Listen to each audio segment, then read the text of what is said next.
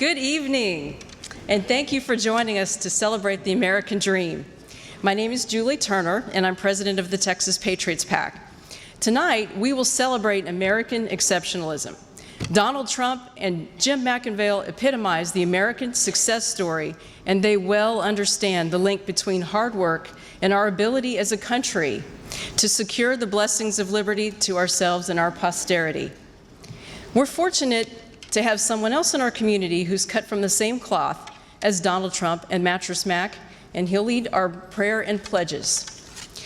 Introducing Richard Gordy Bunch is like having to introduce an entire program of guest speakers. Say Gordy, and everyone envisions their own version of this 42-year-old community marvel.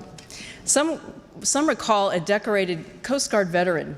The Woodlands Township knows him as a public servant who actually works and gets results. In business, he's known as a Dynamic Entrepreneur of the Year nominee. Our service organizations know Gordy as a generous benefactor. At home, he's a dedicated family man to wife, Michelle, and their 3 growing boys. In 2010, as a young veteran with a wife and a baby, he risked their savings of $10,000 to launch the Woodlands Financial Group. TWFG today has more than 300 branches in 21 states and ranks as #1 in Texas and #8 in the nation. As an unpaid member of the Woodlands Township Board, he's helped to trim budgets while helping to cut taxes for 3 consecutive years. He's also chairman of the Woodlands Convention and Visitors Bureau. His TWFG sponsorships and contributions make him one of our most valued community benefactors. In short, he's a community leader who's helping us all to live the American dream. I'm delighted to present a great patriot and a good friend, Gordy Bunch.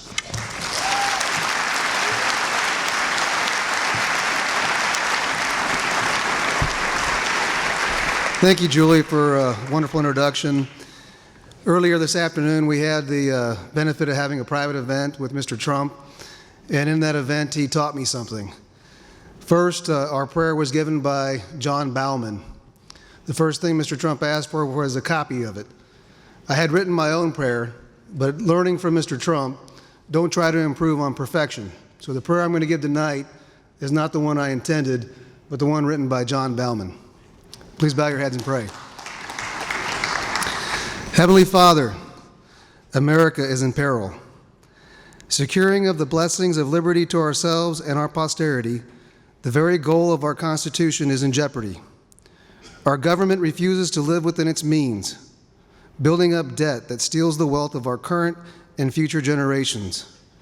And our government skirts from leading in a world which is dependent on our moral guidance, resulting in the most dangerous world most of us have seen in our lifetimes. Forgive us, Lord, for we have become a prodigal, self-centered, and increasingly irresponsible nation. And yet, dear Father, we still have so much to be thankful for. We are thankful for the blessings of being Americans and for the America's exceptionalism system of government. A system still provides enough liberty for us to resolve our own problems. We are thankful for the ever-growing number of Americans who are awakening to the fact that America is on the wrong course and are demanding a correction. And we are thankful for men like Donald Trump and Jim McIngvale who inspire us by their courage, success, and generosity, demonstrating that the American dream is not only alive and well, but that it provides a much better, proven vision for our beloved country. So we thank you, Father, and we pray that you will bless this event and our efforts tonight, and that you will continue to bless America. In Jesus' precious name we pray, amen. Please rise and join me for the pledge of our flags. I pledge allegiance to the flag of the United States of America and to the republic for which it stands, one nation, under God, indivisible, with liberty and justice for all. And now the Texas flag. Honor the Texas flag. I pledge allegiance to thee, Texas, one state, under God, one and indivisible. And now the Willis Choir will be singing our national anthem.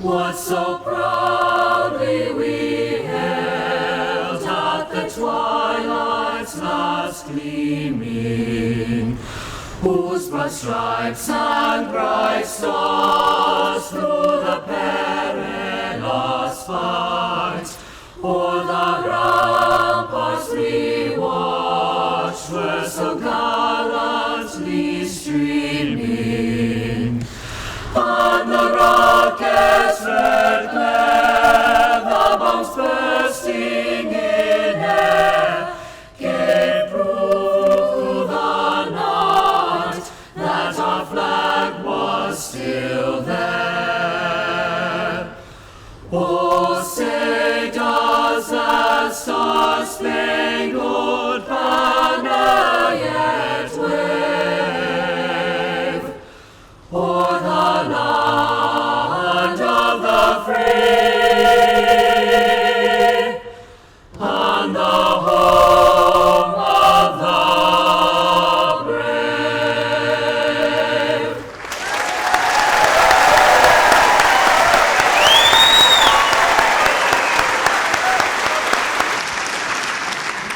Not that it's needed, but I might as well go ahead and read the prayer I wrote. It's much shorter. This was my prayer. John was so much better, so I had to use his. My prayer was, God, thank you for installing in each of our hearts the desire to be free. Thank you for giving our founding fathers the courage to stand up, pledge their lives and fortunes in the creation of our country. Thank you for giving our active duty, reservists, and veterans the courage to pledge their lives to protect our freedoms. We pray for your wisdom, guidance, and protection, and blessings over our country. In the name of the Father, and the Son, and the Holy Spirit, amen.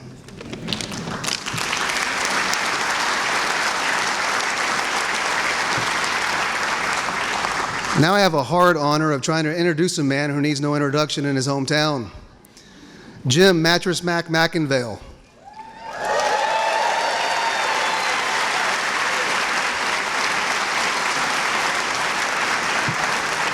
Jim Mattress Mack McInvale is a Texas-grown phenomenon who knows how to save you money when? Today. In 1981, Mack and his wife Linda started Gallery Furniture with $5,000 in a dream. Mack began television advertising early on with his motto of early to bed, early to rise, work like hell, and advertise. He quickly became a household name. The success of Gallery Furniture is mostly attributed to Mack's do-whatever-it-takes approach to pleasing the customer. Mack's strong work ethic is matched by his philanthropy and exceeds only by his commitment he has to his family.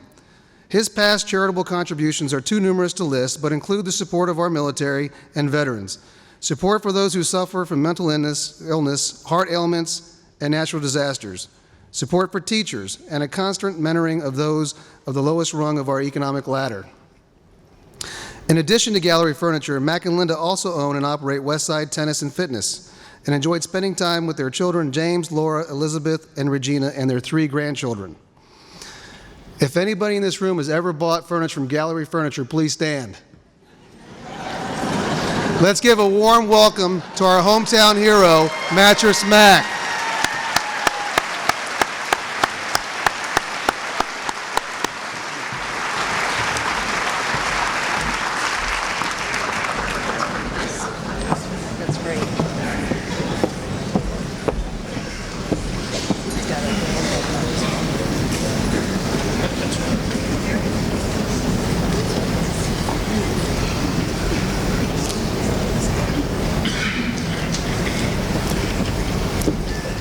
Thank you very much.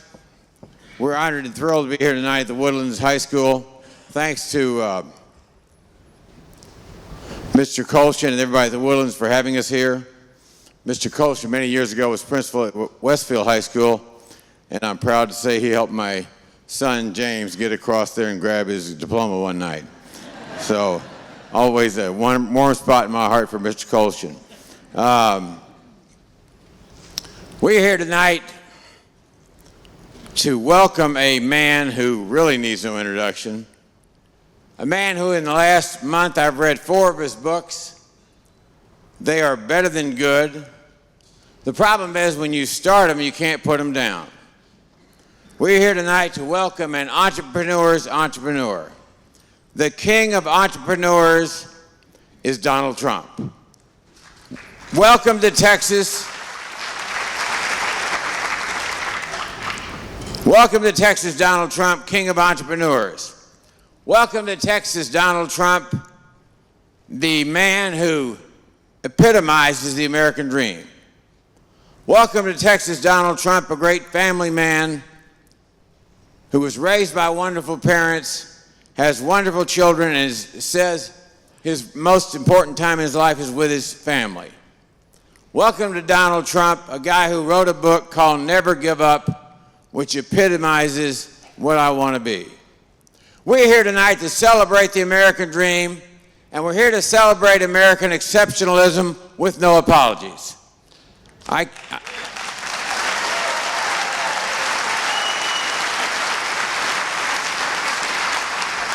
can't think of anyone better who speaks more boldly, more unabashedly, more unashamed than Mr. Trump.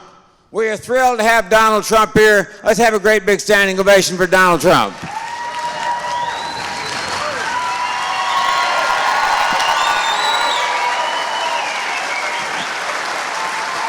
Thank you very much.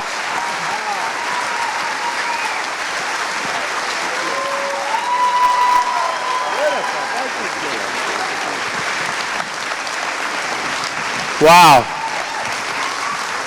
So nice. Thank you very much. Sit down, please. Thank you. Thank you, Jim. Thank you, sir. Talk It's about great entrepreneurs. How's this guy doing? Pretty good, right? Thank you, Mr. Trump. It's great to have you in Texas. I want to start off with a little background. Your wonderful parents, Mary and Fred Trump, were loving and a nurturing family. Can you tell us briefly about your childhood? Well, I grew up in Queens, which is a section of New York, which is sort of a middle and area, just a beautiful area with a great father and a great mother. My mother was a homemaker. Believe me, it was a job. It was a hard job. And a wonderful woman, and very, very smart and very cunning. And she controlled my father, who was a tough cookie, and she knew just how to deal with him. So a lot of the ladies and a lot of the men in the audience know exactly what I'm talking about. My father was a real estate person who built houses in Queens and Brooklyn mostly, and did a lot of middle-income housing and low-income housing, and a great negotiator. I learned so much from him. He was a real negotiator. If we had Fred Trump negotiating the Iran deal, believe me, Jim, they wouldn't be smiling, they wouldn't be dancing in the streets of Iran right now. It'd be a lot different. So I learned a lot.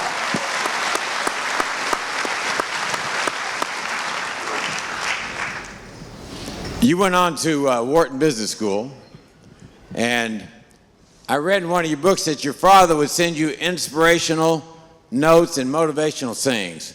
What effect did that have on you as you grew up? Well, my father had a great effect on me, a lot of reasons, and especially since there's so many young people that I love, and veterans. I love you veterans, all these veterans I love. The best people, the veterans. I think I like the veterans even more than the young people. The young people are all right, but, you know, they're my competition. Don't forget the veterans already. They're much, much braver than both of us, okay? That I can tell you. But with my father, I learned something very interesting. He loved life, and he always worked. He was a worker, like you. He was a worker. And I'd sit, it wasn't so much the notes, I'd sit at his side when I was a little kid playing with blocks, and I'd hear him talking on the phone, ba, ba, ba. And I mean, for him, a big, big day would be on a Sunday, late in the afternoon, going to the beach and sitting in the sand at a public beach, at like a Jones Beach for an hour or two, and back to work. He loved to work, and he was happy. And I see so many people now, they don't like to work. You know, in this country, they don't like to work. And they're not happy. They're never happy, but they don't like to work. My father was a guy who was a very happy and content person, and he didn't take vacations. When he used to take a vacation, he'd like go crazy. He couldn't stand it. And he'd come back home. That's what I mean about my mother. She was great. She could never take a vacation. But I learned that, and working is a great thing. And I always tell young people, you have to love what you do. And he loved what he did, and that's why he did it well. And so I'd sit at his feet with, I'd be playing with blocks. I'd be 4 years old, 5 years, I'd be playing with blocks, but I'd be hearing him on the phone, negotiating with a plumber, negotiating with an electrician. And somehow it just rubbed off. It's a very important thing in life for me and what I've been able to do. So he was most inspirational, Jim, in that way. I think more so than sending notes. And he would, and he'd send me quotes and notes. But the most important thing I got from him is he enjoyed life, and he worked. And that's why he enjoyed it. I think that work is life's greatest therapy, and obviously your dad taught you that. He did. Your dad also said, know everything you can about what you are doing. Right. How important is that? Very important. I see so many people, and I give lectures, and I give speeches, and they pay me a fortune. And you know what? He's paying me nothing. Nothing. And Julie, nothing. No, seriously, Mr. Trump gets up to $1 million a speech. He flew down here tonight on his own dime. He's here receiving nothing.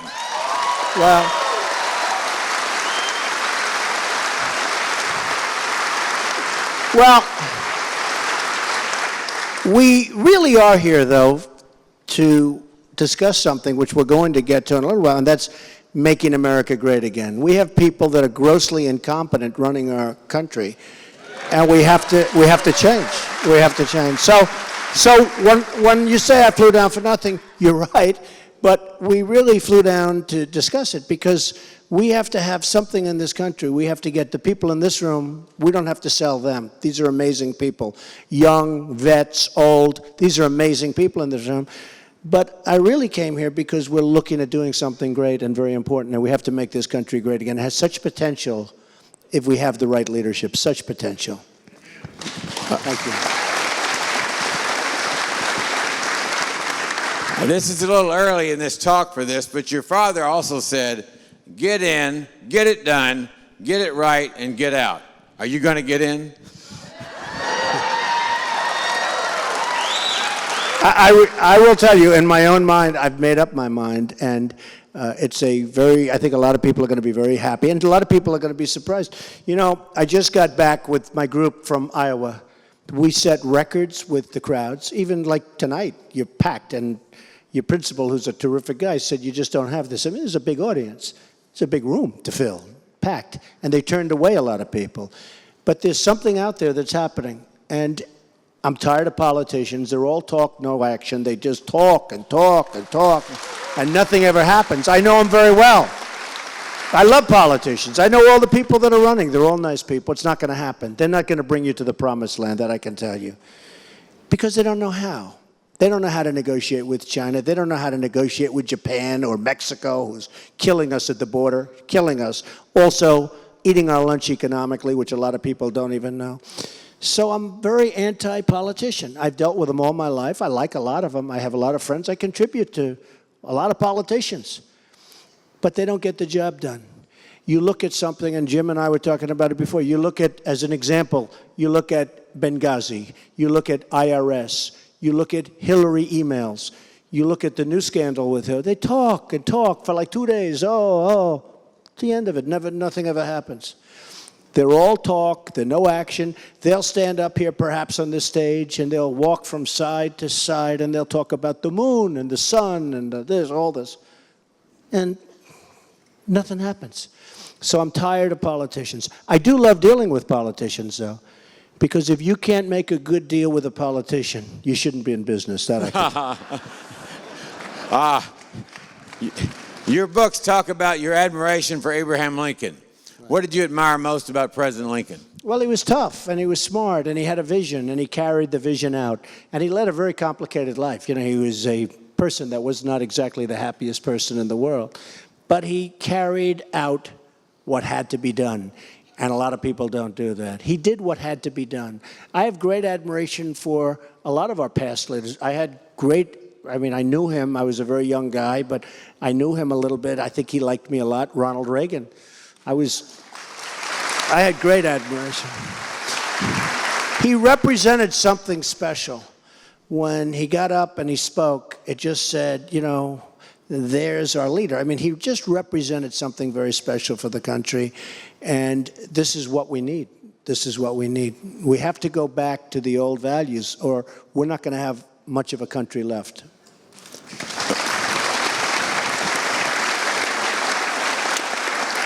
Winston Churchill, another favorite of yours, said, and I read this in your book, never, never, never, never, never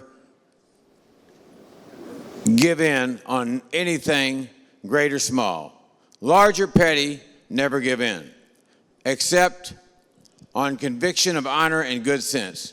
Never yield to force, never yield, never ever yield. Winston Churchill said, never give up. Donald Trump says, never give up. And so much of your business life, they knocked you down, you got back up and overcame. Can you tell us some stories about that? Well, I can. Was that beautifully delivered?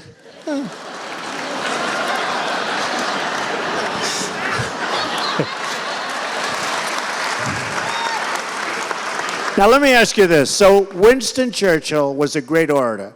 And you know, Winston Churchill had a major stuttering problem. When he was young, he could hardly speak. He had a very, very major, but he became a great orator. Do you think when Winston Churchill uttered those words, he did it with more elegance than Mattress Jim? I don't think so. I liked him better. But it's true. Never give up. I mean, never, ever give up. And I tell that to people. You know, I have a lot of friends where they ask me to speak at big events on success and different things. And I have a lot of friends where they have children and they'd like to, you know, would I take the children out to lunch? I really love doing this, but it's okay. And they ask me about, you know, success and what should I do? And I tell them lots of things, love what you do, handle pressure, a lot of different things. But one of the things I've seen over business, Jim, and you've seen it many, many times, is that the people that don't give up are really the people overall that become the most successful. You see it a little bit on The Apprentice, you know, like Joan Rivers, okay? She was a terrific woman. I saw her a day before she died. She was unbelievable. That just tells you always get a good doctor, very important. I mean, I saw her a day before she died. I said, she's unbelievable. She's never going to die. She was like 83, 84. She won The Apprentice at 76 years old. She had more energy. I had athletes. I had one guy hits a baseball 500 feet. I had another guy, a football player. I had an MMA guy. They were exhausted. And Joan, But I see it in life. The people, I went to the Wharton School of Finance and I you know, was with some of the smartest people. And in terms of finance, like the smartest, it's probably the best business school in the world. I think it is. And a lot of the people that went there are heading up big companies. But I've known them all. And the smartest ones aren't necessarily the ones that became the most successful. It was the ones that never, ever gave up. They just wouldn't take no for an answer. And they're the biggest people, and they're leading the biggest companies and all of that. They're the most successful entrepreneurs. So I see it, and I really say this for everybody, but I say it especially to the young people in the audience, that just never give up. Get something you want to do, get something you love, but never, ever quit or give up. So important. Okay? Good.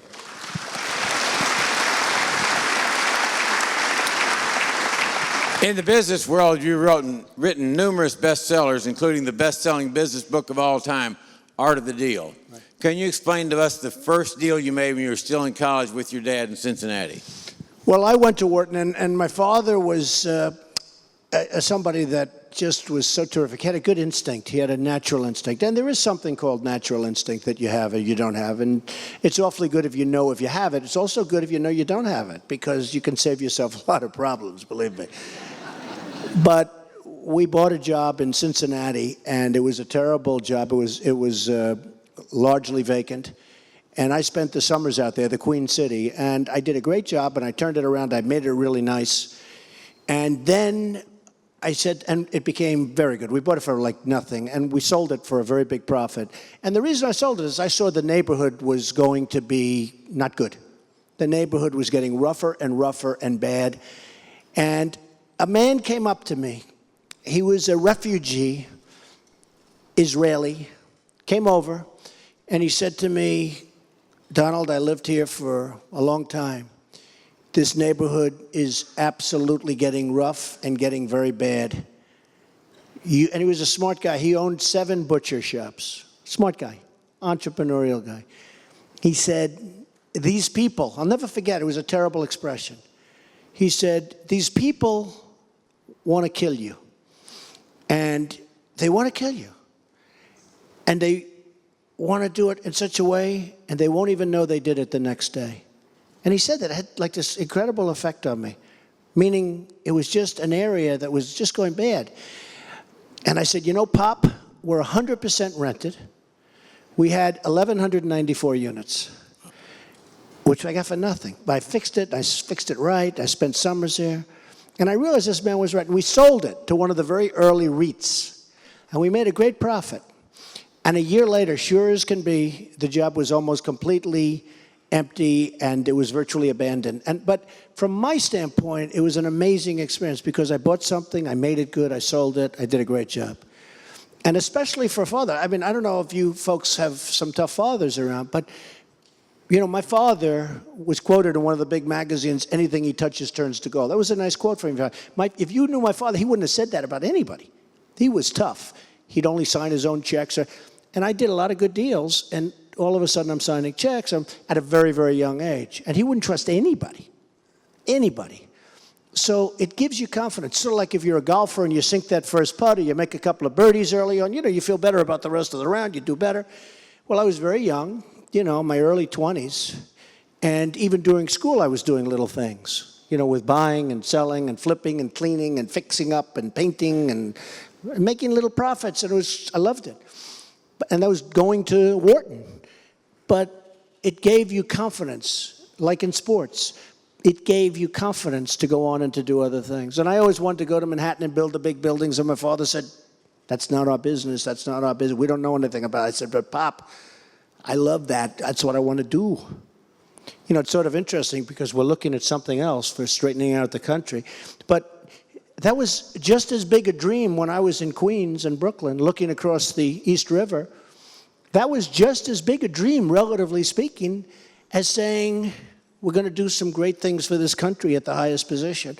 Because my father would say, son, that's not our world. We don't know anything about that. We're not in that league. I said, but I want to do it, Dad. And I became the biggest guy in Manhattan. And there are great things you can do. Trump Tower, the Grand Hyatt Hotel, the Convention Center. I got that done. That was my deal. And I renovated Grand Central, the exterior renovation of Grand Central Terminal. And then I started building lots of buildings. The west side of Manhattan, almost 6,000 units along the Hudson River. Everyone said, you'll never get it zoned, impossible. A very tough community. You know, everybody fought. They had pickets. They had everything. I got it zoned. Everyone said, no way to get it zoned. I got it zoned. So, you know, you're told you can't do so, even by my father, who had great confidence in me. But he said, son, that's not for us. That's not in our league. And you do it, and you feel good about yourself. You know, you feel good about yourself. And what do you do along the way? You put a lot of people to work. You pay a lot. I've employed tens of thousands of people over the years. Education, paid for, healthcare. These people all have good lives, and I'm very happy about it. You know, it's a great thing. I mean, beyond beautiful buildings and all of the things, you take care of a lot of families. And that's not with Obamacare, which is a disaster. It's a disaster. It's a disaster. That's the real deal. So, you know, I've really had a lot of fun, and I really did have a great mentor in my father. How did you go from being down $1 billion to being written up shortly after that by the Guinness Book of World Records for the biggest financial turnaround in history in your own business, and can you do that for the United States? I didn't even know that. You know, I was down, and honestly, I blame myself. You can lose focus, and this is another thing I tell young people. Tell everybody, but young people in particular. So my father, I told you, he said, everything he touches turns to gold. My son's so smart. You know, it was great. He just didn't talk that way. But about me, he did. And I started to believe my own press. And all of a sudden, I'm not quite as focused. And I always made money. I've made a lot of money in this last bad market. I've always made a lot of money in bad markets. In a way, I've made more money. Like I bought a lot of stuff over the last number of years when the market was down, tremendous stuff.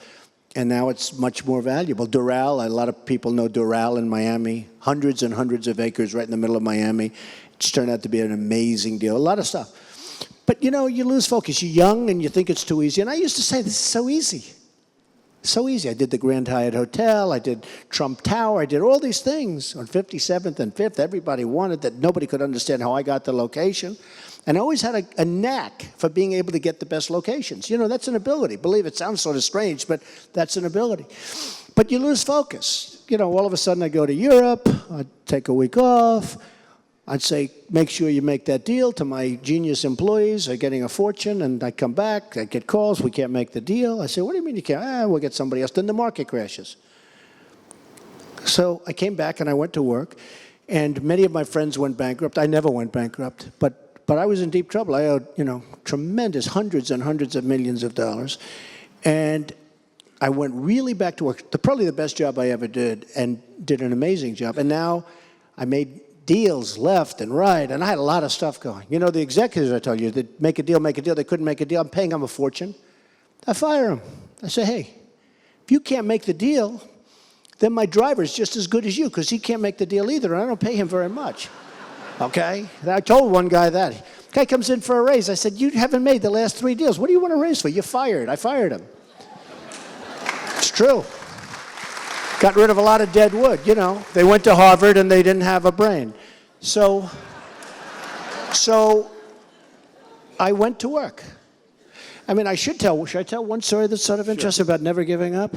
Yeah. So the height of the Depression, and I will tell you, this was worse than it was 7 years ago. This was, some of the older folks, remember the early 1990s, okay? That was tough if you had real estate. So I had real estate and everything was fine. I had, you know, a lot of debt. When you're young, debt is a wonderful thing. When you get older, you don't like it. I have very little debt now. You'll see that if I do my, by the way, if I do my thing, you're going to see a financial statement. You'll be very proud of me because, you know, I don't like debt anymore. When you get older, and unlike Romney, and that was small potatoes anyway, but unlike Romney, he let us down. He really let us down. And he didn't win. He should have won. That was an election that should have been won. He disappeared for a month. I don't know what the hell happened to him, but he disappeared for a month. But I went out, and I'll never forget, it was 1991, and it was the Waldorf Astoria, and I owed billions of dollars. Billions. And the market had totally collapsed. I wasn't that over-leveraged. I was over-leveraged, but not that. But, you know, when the leverage stays here and the values go down here, all of a sudden, one day you're over-leveraged. You say, what did I do? But I wasn't that focused, and then I went back to work. And I'll never forget, my secretary said, Mr. Trump, you have the big bankers' dinner tonight. Now, here I owe billions of dollars. I got to go and have dinner with bankers at the Waldorf Astoria? And I told them, by the way, I'm not paying you. This is not a friendly dinner. So, Jim, my secretary says, Mr. Trump, you have the big bankers' dinner. I said, I'm not going. I'm not going. I'm not going. All day long, phone calls, fighting, fires, everything. Some of you know. But this was at the highest level. I owed hundreds of millions of dollars to many banks, individually, hundreds. I think I had 99 banks. Can you imagine that? And by the way, if you don't get all of them, you can't make a deal. That's not easy. So I get, she said, on top of that, it's black tie. That means I have to put on a tuxedo. I can't even just go. So, you know, I get home, and I say, maybe, I felt guilty. I want to watch television. I want to watch a game or something. I get home, I call my secretary, I say, what time is it? She said, the dinner starts at 7. Waldorf Astoria, like close to 2,000 bankers. Can you imagine this? So I said, you know what I'll do? I'm going to put on my tuxedo, and I'm going to go. And I put on my tuxedo, and begrudgingly I went. And I get this table, and I'm sitting down, and the guy on my left is a banker. He's a nice guy. The guy on my right was brutal. I said, hello. He goes, huh? Like, didn't even want to talk to me. And the guy on my left said, man, he really hates your guts. I said, yeah, I don't know who he is. But it turned out the guy on my right, I owed him a lot of money. And he was a very tough banker. He had bankrupted many different companies and individuals. He had destroyed many individuals. 37 individuals were destroyed by this guy. He wasn't a deal maker. He was a guy who would be, you know, rough. I don't say right, wrong, but, you know, it was a depression and you start to try and work things out. He was rough. He destroyed people.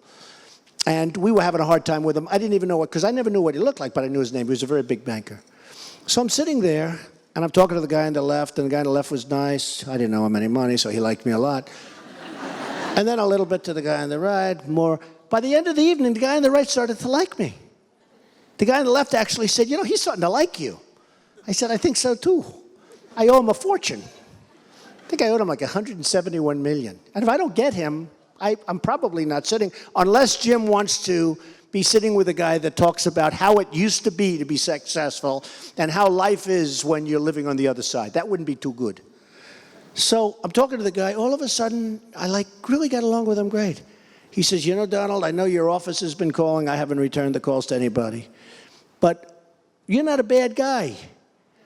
Why don't we meet? It was Friday. This was Friday. Why don't we meet on Monday morning?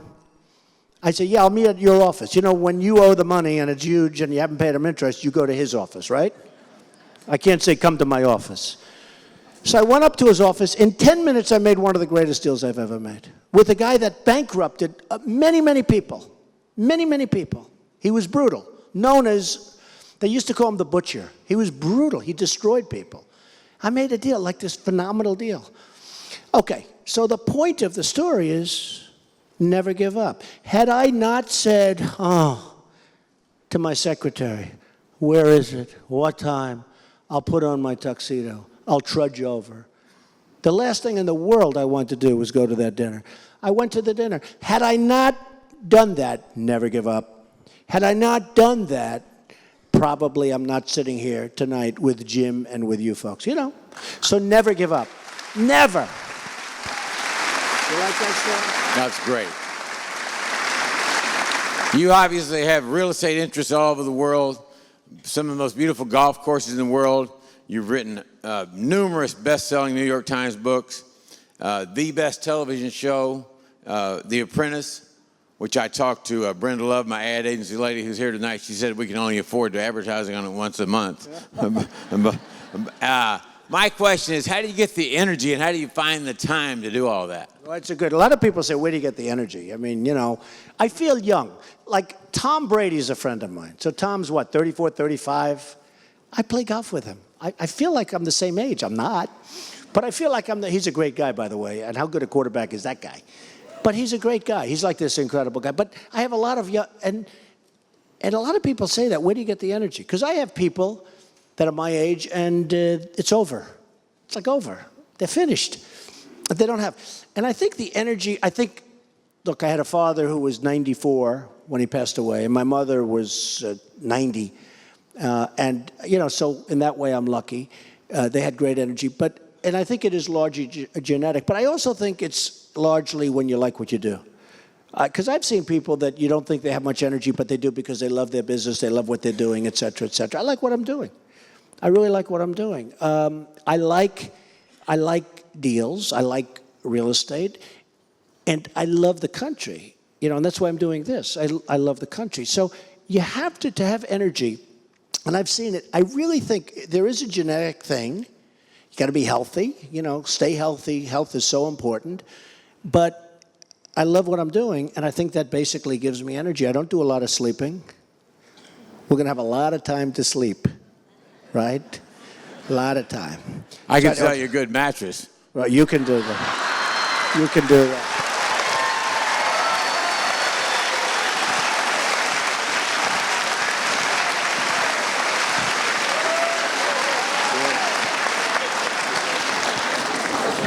Switching gears. That was very good, wasn't it? What will make America great again? What do we need to do to regain our prominence in the world again? Well, we need leadership. It's such a simple question, actually. We need leadership. We need people that can't allow the Chinese to rip us off, can't allow Mexico to rip us off, can't allow the world to rip us off. I mean, you know, we talked about Bergdahl, the 501 president. I call him the 501 president, right? It's terrible. It's terrible. But that's the way it is. That's emblematic of how the country is run. China, as an example, I have a friend, and I told the story before, but I have a friend, he's a great manufacturer. We think we have free trade. We don't have free trade. China kills us. They charge us tax when we send stuff over there. They send everything over here. They totally manipulate their currency. We're trying to pass a trade bill right now, which is done by the same people that, the 5-for-1 people, the same people doing the Iran deal that don't know what they're doing. But I look at this deal, and I look at what's going on with places, whether it's Iran or China, everywhere. You know, I often saw, last month or so, for some reason, a lot of people want to hear we speak because they know the country is going so wrong. And a lot of speeches I've started off by saying, where do we win anymore as a country? Where do we win? We don't win anymore. When was the last time we won? We don't win in trade. We don't win with Russia. We don't win ever with Mexico. Do you know Mexico just took a big car plant out of Tennessee? A big, big billion-dollar plant, German car company. It was all set to go to Mexico, too. It was all set to go to Tennessee. All set, big deal for Tennessee. And all of a sudden, boom, it was snatched. And they're going to make cars and sell them to this country. No tax, right across the border. Everything's coming across the border. The illegals, the cars, the whole thing. It's like a big mess. Blah. It's like vomit. And last week, Jim, Ford Motor Company announced they're going to build a $2.5 billion automobile truck plant. You probably saw it. I see people shaking their heads in Mexico. How does that help us? And they're going to make trucks and cars, and they're going to sell them to the United States, and there's not going to be any tax. We don't get it, except they're going to make them over there, so the Mexicans are going to have the job. We're not going to have the job, but we're going to buy it. No tax. So what I do, people say, what do you do about that, Mr. Trump? That's an impossible. No, it's so simple. I call up the head of Ford, Mullally, who's a great guy. I say, listen, congratulations on your new plant in Mexico. I think it's wonderful. Except here's the story. Every car and every truck you make in that plant, when you sell it over here, I'm going to charge you a 35% tax. Okay? 35%. And we're going to make a lot of money, even though we're not going to have the jobs. I'd rather have the jobs. We're going to make a lot of money. So it's going to be a 35% tax on every single product you make in that factory coming across. No more freebies. No more freebies. We got enough problems with Mexico. Mexico's not our friend, by the way. They're not our friend. When you look at what they're doing with the illegals, they're pouring people across. Pouring. And we have a president that signs an executive order. They come across. And we're not, just so you understand, this is the way life works. These are not their best in their finance. These are not you coming across. These are people, and some are very fine, I'm sure, but they're sending their killers, their rapists, their murderers, their drug lords. This is what we're getting. And all you have to do is look at the crime in those areas. It's unbelievable. Good people from this country cannot even walk out of their houses. So they're not sending, because that's common sense. I mean, they're smart. Do you know, if you want to become a citizen of Mexico, it's the hardest country in the world to become a citizen of. And these people aren't only coming from Mexico. They're coming from all over South America. And they're pouring through. And we'll have soldiers standing there, and the people walk right in front of the soldiers and they wave to them. And we can't even do anything about it. And one thing I can tell you, I'm a great builder. I would build the greatest wall that anybody's ever seen. Okay? Believe me. And you know who's going to pay for that wall? Mexico. It's true. By the money that they've been screwing us with, they will pay it, and they will pay for the wall. And you know what? They'll be happy about it. Because if you have the right messengers, they'll be very happy, because they have no choice. We have the cards. The problem is our people don't know about the cards. Now, let me just tell you, just to finish off with Ford. So I charge them a 35% tax. We'll never be paid. Because I guarantee you the next day, and here's the difference between me and the bloodsuckers, the politicians. They could say the same thing, but they don't know how to say it, number one. Number two, when they say it, they'll be then called by their lobbyists, Ford's lobbyists and Mercedes-Benz lobbyists. And you can't do that. They backed you in your presidential campaign. They gave you $500,000, $1 million. They gave you $2,000. Oh, I didn't know. Oh, yeah, I can't do that. I don't need anybody's money. I don't want any money. You know? So what would happen? I guarantee you, the next day, they'll call me. And they'll say, have you changed your position? No. I might change it. Instead of 35, it's going to go up. Why? Well, we're not going to build that plant. We're going to build it in the United States. That's what's going to happen. Okay? That's what's not going to happen. That is what is going to happen. And there are hundreds of those deals. Hundreds of them. There are hundreds of deals like that. that you could make a fortune with. And I would make the country rich again. And it sounds horrible. They say, oh, what a horrible thing to say, rich. That's a horrible thing. I'd make because we have to be rich. Because we owe $18 trillion going up. So we have to be rich. I'd make the country rich again, then I'd make the country great again. And I wouldn't, like all these Republican candidates, they all want to cut your Social Security. I'm the only one that says, I'm not cutting Social Security. China's going to pay for your Social Security. They're going to pay. And I would tell China, I told you about my friend, he can't ship stuff. People don't know. He had to pay a 42% Dakota tariff. And I called him, I said, did you ever talk about this? Well, he's not a politician. He's a business guy. He's a great manufacturer. Nobody knows that the way China treats us. They treat us like we're stupid people because our leaders are stupid. So that's what happens. That's what happens. So I guarantee you that Ford and that Mercedes and all these companies, if spoken to, and I don't have to even get one of my killers from Wall Street. I know all the tough ones. I know the brilliant ones. I know the really smart ones. I know the killers. I know the overrated ones. A lot of them are overrated. You read about certain guys, they're not even good. I know the good ones and I know the bad ones. But I don't even need them. This is such a simple phone call. Hello, how are you? It's the president. You're not going to build that factory, are you? No, I'm not. And the nice part is, you know, these politicians, all these guys that are running, they're all out looking for money right now. And everybody that gives them money owns them. I don't need anybody's money. I'm a self-funder. You know, in one way, people might say that's nice, whatever. But I don't have to listen to somebody say that somebody, because you know what? If somebody helps you, you know, it's a natural thing. You want to help, but you're killing the country. So they, even if they knew how to deliver the message, and they don't. But even if they knew, they're not going to be able to get it done because as soon as they start playing tough, all of the lobbyists are going to get to them and change their mind. So that's the way it's going to happen. And I think the people in this room are going to be very happy with what I'm going to be doing. But I know. But I think you're going to be very happy. But it's going to be quick. It's not going to take 10 years. It's not going to take 20 years. We don't have 20 years. In many cases, it won't take 20 days. It's going to go fast. It's going to go fast.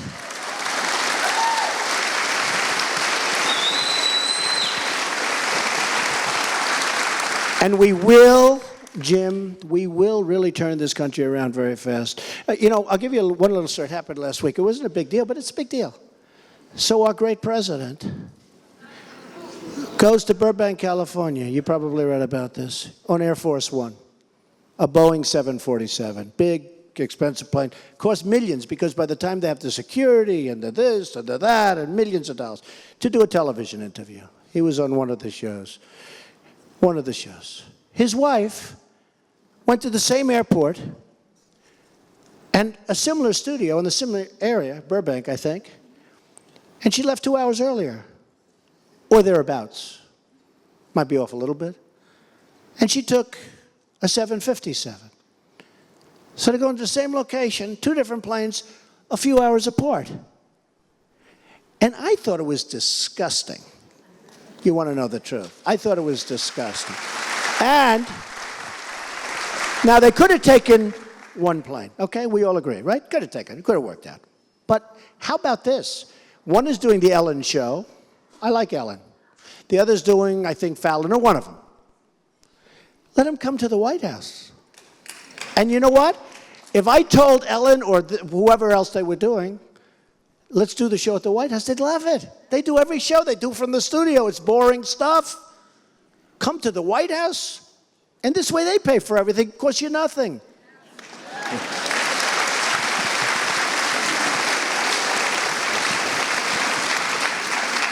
At Gallery Furniture, we're trying to get 100% of our furniture made in America. What does made in America mean to you? Well, it means quality, but I will tell you it's a very tough thing to do. And look, I have ties. They're very successful at Macy's and all, and they're very successful. It's very hard to compete with the China because of the manipulation. You have a hard time. I know more about furniture. I know almost as much as you. I buy, millions and millions of dollars of furniture. just did Doral. I'm doing the old post office, the hotels. I mean, I buy millions. I will tell you, the American furniture made in North Carolina and different places is a better quality. But it's very hard for our companies, as you know, to compete because of what they've done.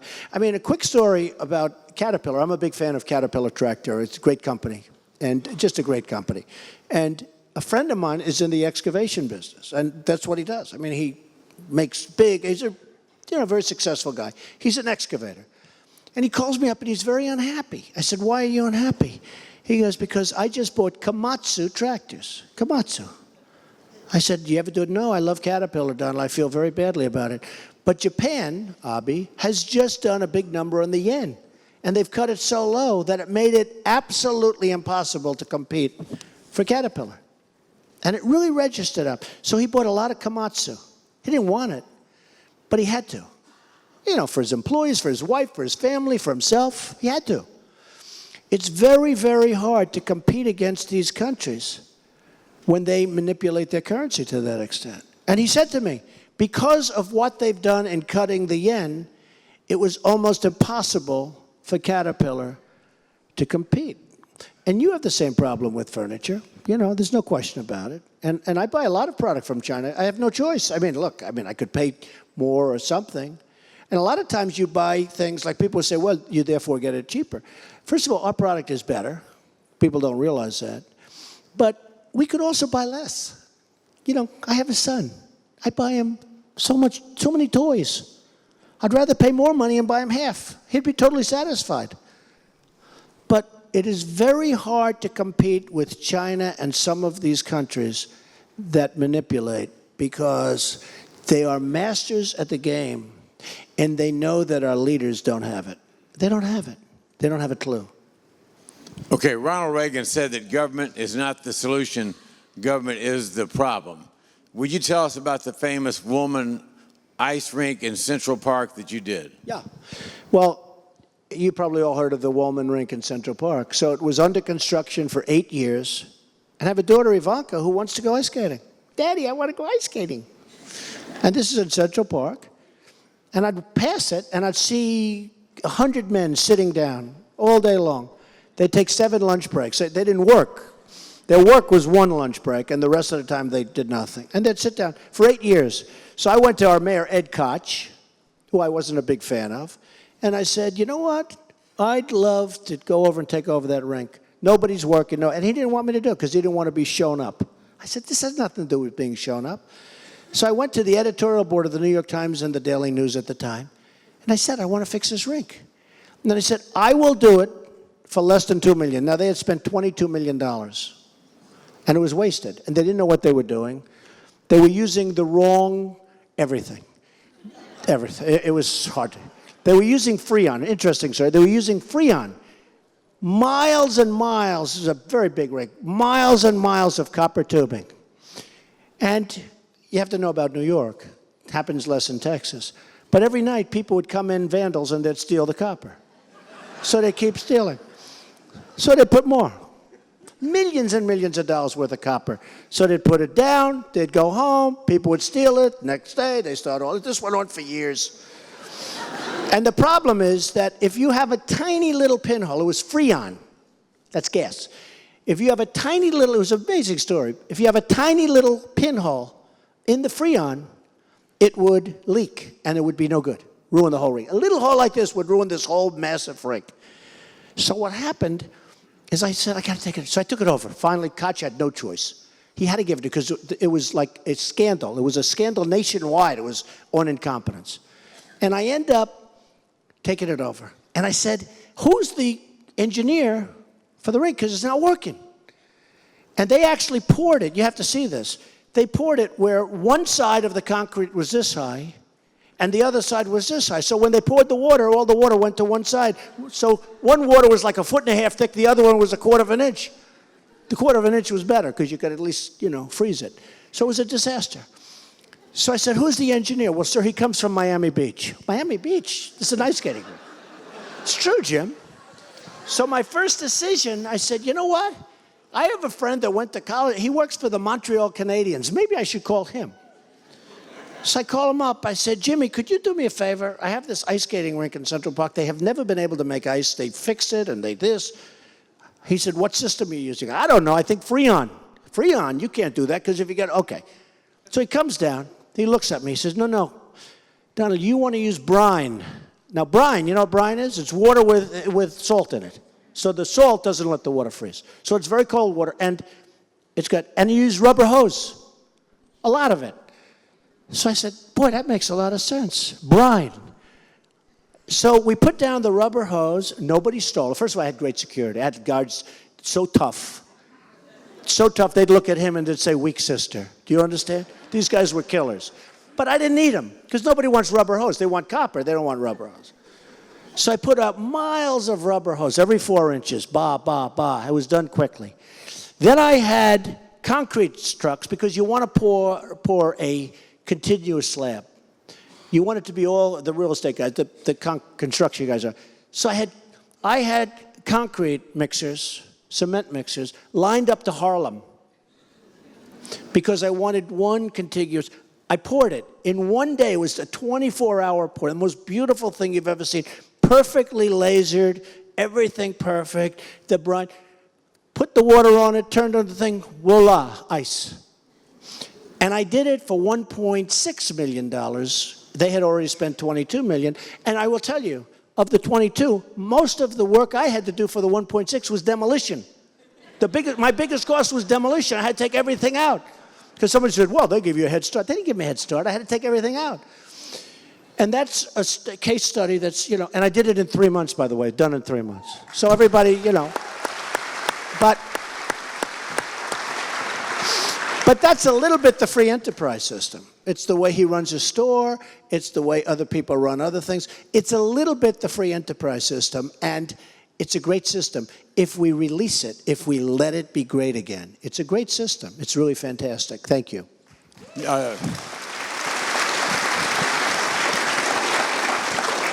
You wrote in one of your books that Shakespeare wrote in Julius Caesar, the fault is not in our stars, dear Brutus, but in ourselves. How does that apply to America's current problems?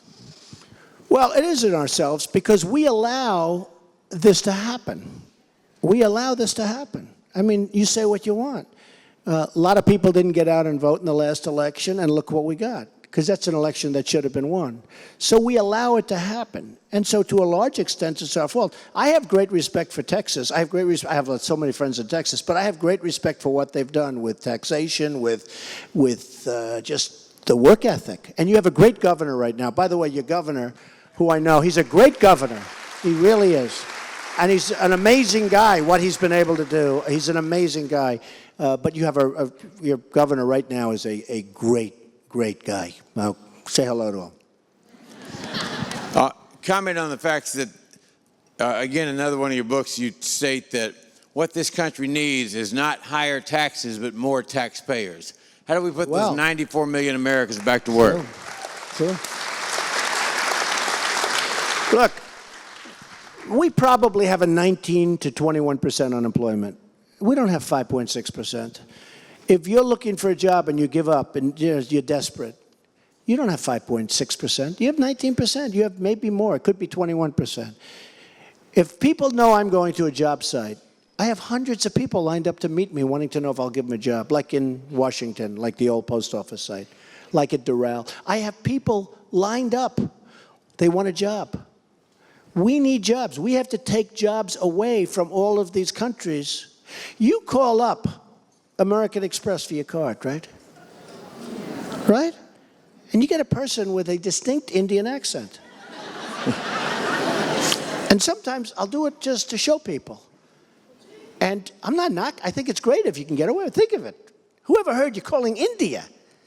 And they're great. They're fine. They're great. But we call India, and who would think that a line could go to India and back and they save money? In the old days, that used to cost a lot of money. I'm calling India. Wow, that's a big deal. But you get people that obviously are not like from Texas. And I'll say, where do you come from? India. Fantastic, good, lots of luck. Congratulations, your people are smarter than me. Your people are smarter than our leaders. I say to them, congratulations, you have a smarter leader than we have, by a lot. But it's amazing. It's like we don't have jobs. But the most important jobs aren't even those jobs. The most important jobs are the manufacturing jobs. You know, we have a lot of jobs in nursing homes and service, but that's not, we got to make things. The jobs we need are to make things. I look at New England where it was just wiped out those factories. Many of those factories have been converted to apartments, but that doesn't really help us to the same extent as a factory. We had so many businesses move down to Mexico and other places. And we would give them tax incentive to move to Mexico. Who does this? It would change so fast. I'm just telling you, so fast.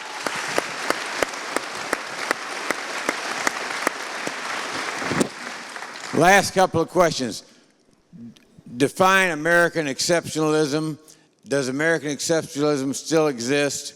And what do we do to grow American exceptionalism? Okay, well, I don't like the term, I'll be honest with you. And people are going to say, oh, he's not patriotic. Look, if I'm a Russian, or if I'm a German, or if I'm a person we do business with, why, you know, I don't think it's a very nice term. We're exceptional, you're not. First of all, Germany's eating our lunch.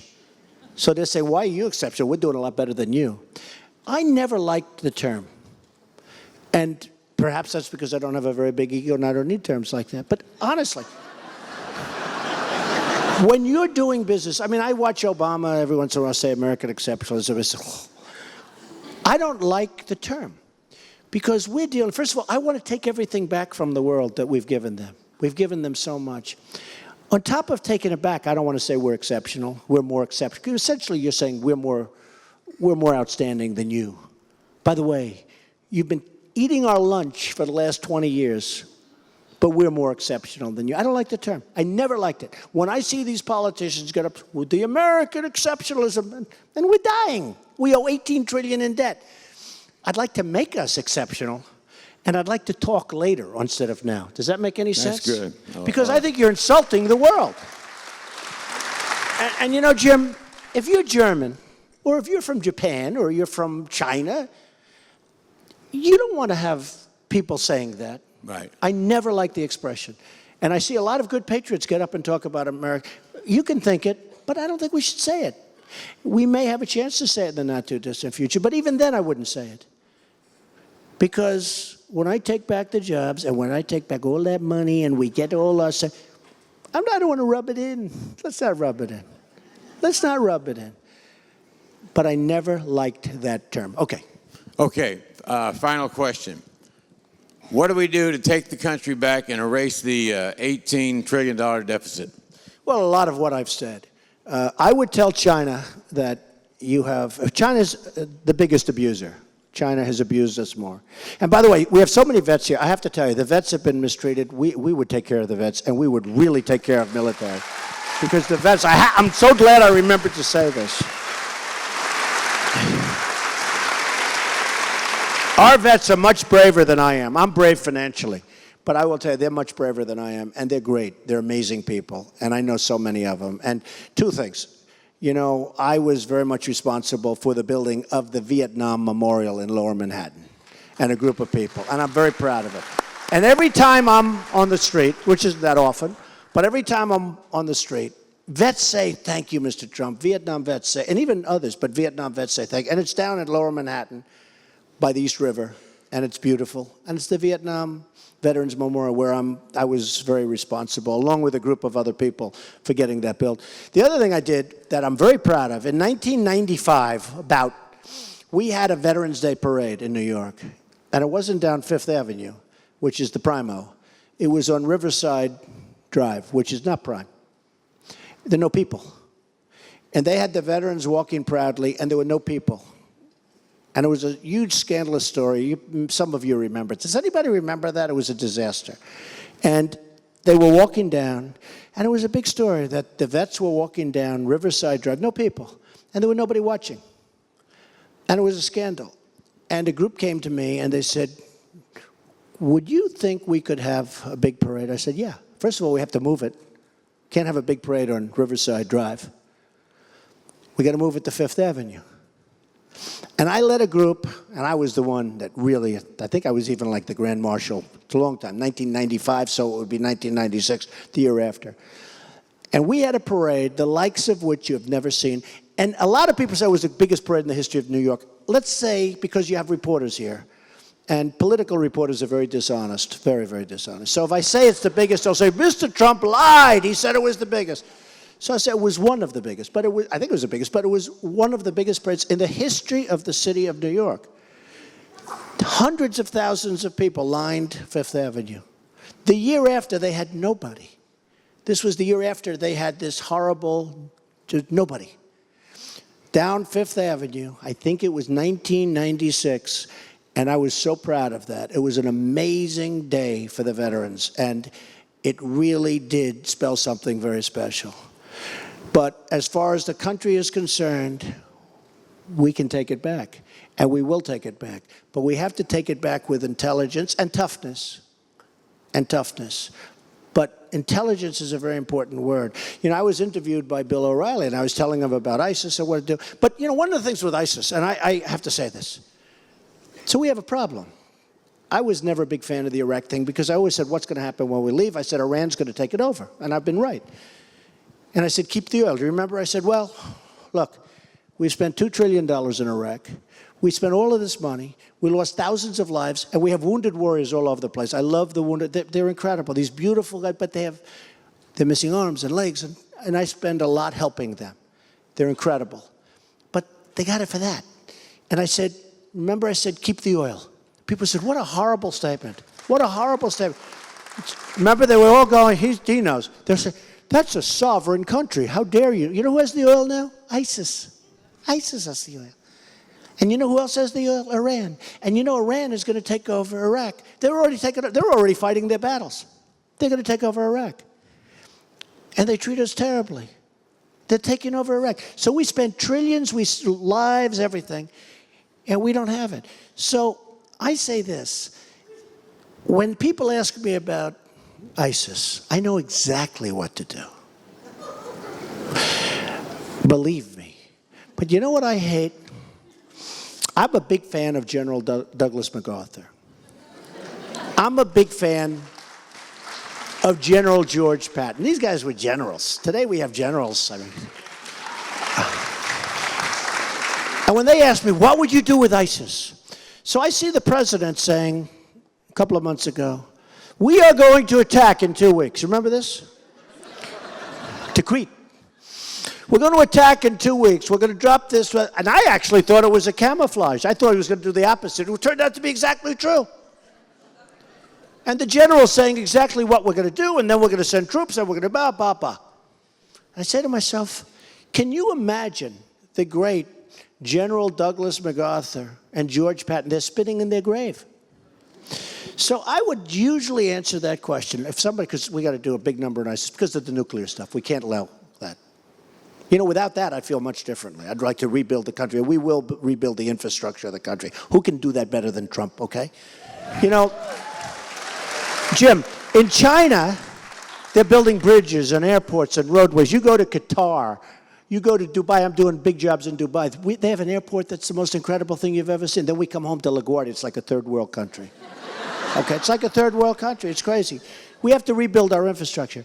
But we can't broadcast to the enemy. And I say to myself, if I run and I get the biggest crowds, look at this crowd. If you had some of these clowns coming up here, these politicians, you'd have 14 people in the audience. And he wouldn't be here either. He'd be home watching television. But we get big crowds. And you know, it's right. Or he'd be at the store working. Probably that's more likely. But I say, you know, if I run and if I win, I don't want to really be talking about what I'm going to be doing. I don't want them to know. They say, would you put boots on the ground? I don't want to tell them. Let them worry about it.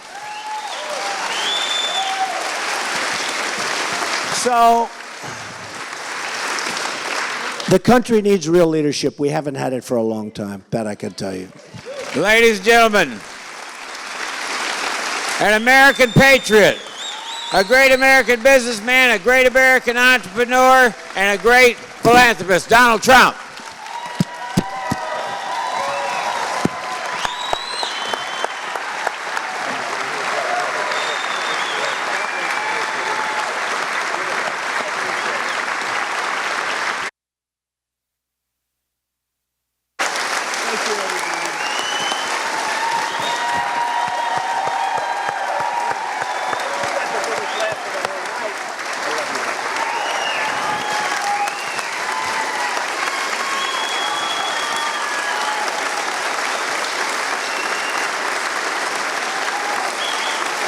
Thank you, Mr. Trump.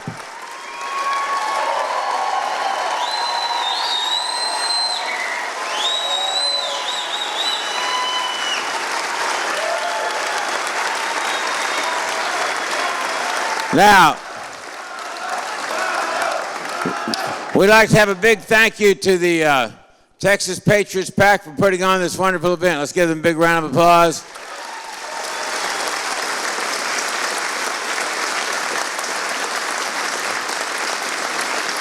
Please stop by and get a packet about supporting the Texas Patriots PAC as we do more to bring this country back and get more freedom and more opportunities for our children. Thank you very much.